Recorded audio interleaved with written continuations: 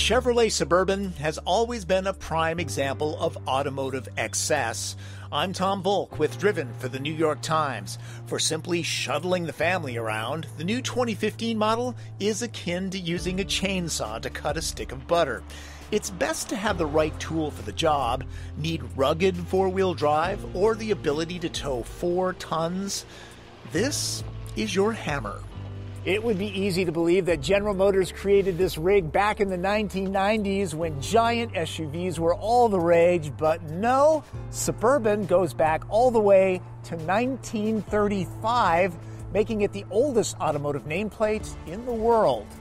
Suburban and its shorter sibling, Tahoe, are based on the Silverado pickup architecture, mock the school bus size, but it's easy to fall for a cabin this spacious, rich, and masculine.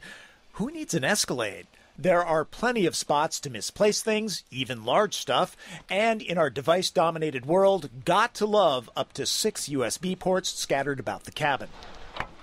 The 2015 version adds utility. The outgoing model's third row did not fold into the floor. It had to be taken out to max out cargo room. The sheer size of this machine makes it a hassle to reach inside and raise the seats. This top-line LTZ edition takes care of that problem.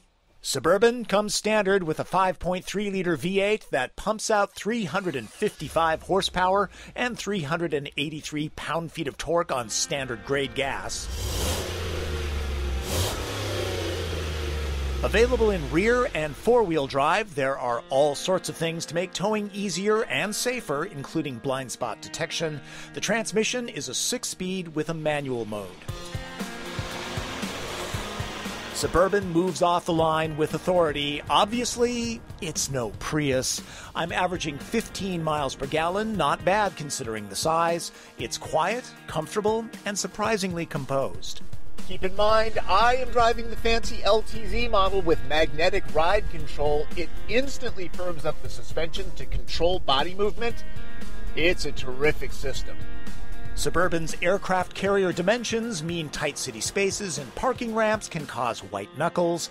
There's a reason why it's called Suburban. Commendably, it drives a size smaller than it is.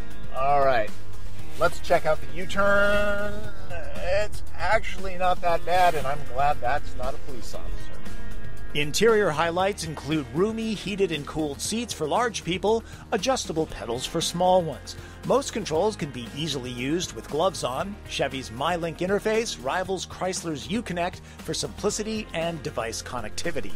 Gripes? Well, whenever I shift into drive, I end up in manual a lot of times. No sunshades for the mid-row? The load floor is on the high side, and then there's the price. This particular Chevy approaches $72,000 as tested. Granted, there's an awful lot of equipment on it. Depending on trim level, Suburban can seat up to 9.